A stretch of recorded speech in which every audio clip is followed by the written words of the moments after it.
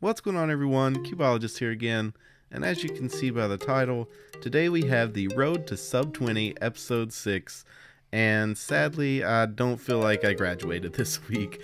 I think my best average of 100 ended up being like 22 or 23, so it's actually coming down.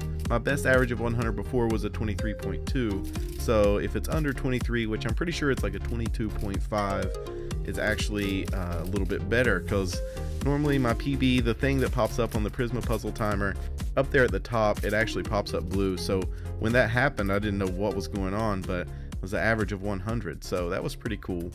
I didn't get I know how I said last episode that I wanted to get, what was it, 500 or 1,000 solves was my goal. Now, I think that was a little bit hefty, and I don't think that I would have ever got that in 4 or 5 days.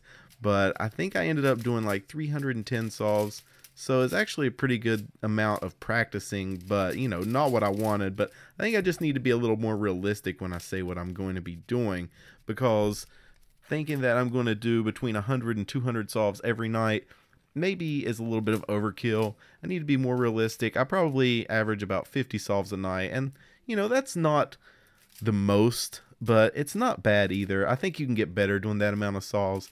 It's whenever I used to do an average of 12 and go to bed or something like that that I wasn't getting any better.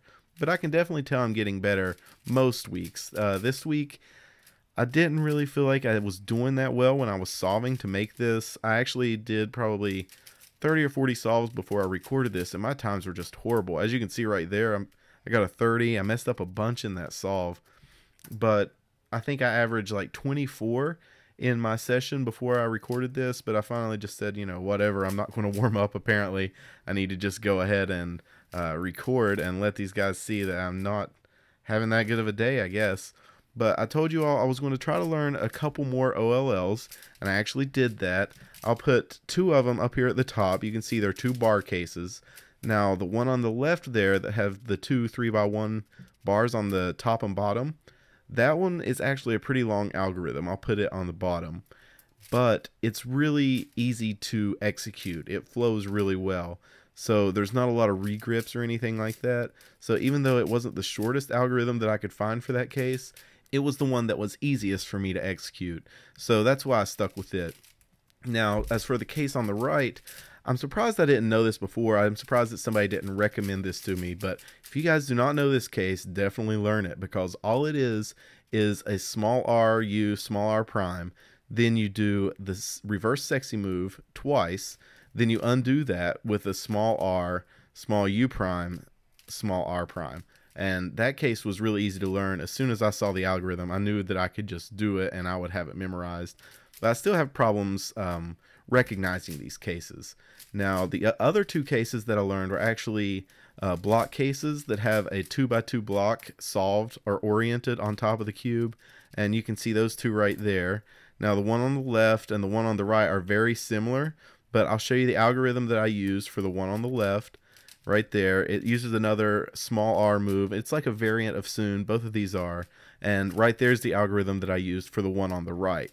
So as you can see, they're really short, and I didn't really practice them that much, so I'm not really using them in my solves quite yet, unless I'm just doing walkthrough solves.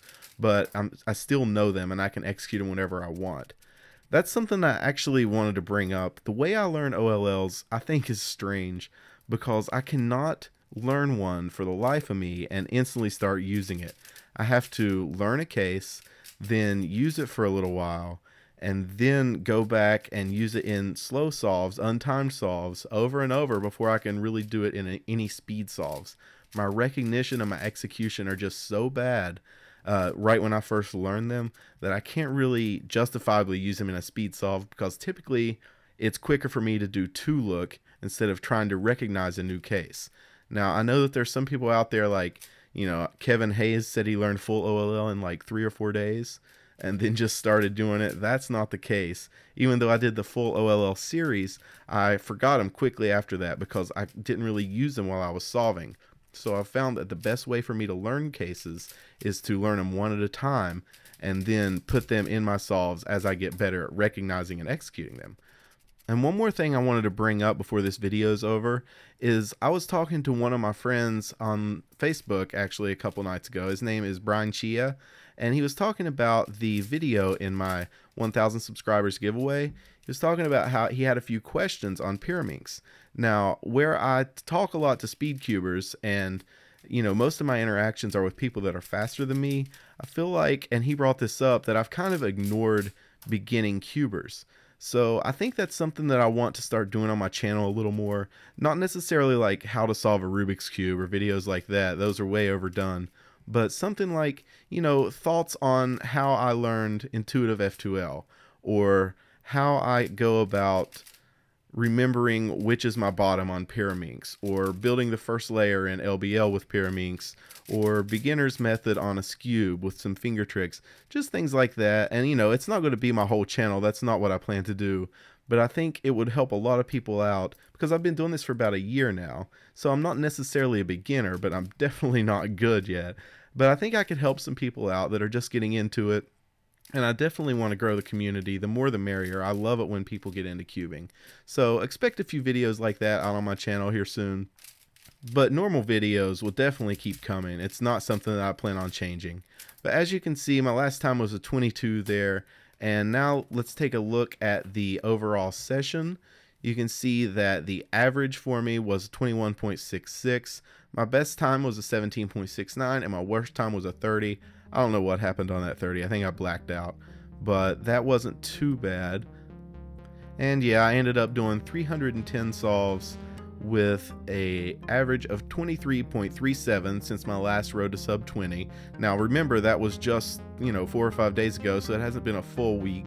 My best time was a 14.79, which I remember that it was actually full step, and I was pretty happy about it, but it was like a soon and a U-perm, so I expected it to be fast. And my best average of 100, which I think is how I'm going to gauge this series, was a 22.51, which was a PB. But I really appreciate you guys watching, and expect an unboxing of that package you saw in the background there coming out soon. Thanks for watching, guys. I'll talk to you soon. Bye.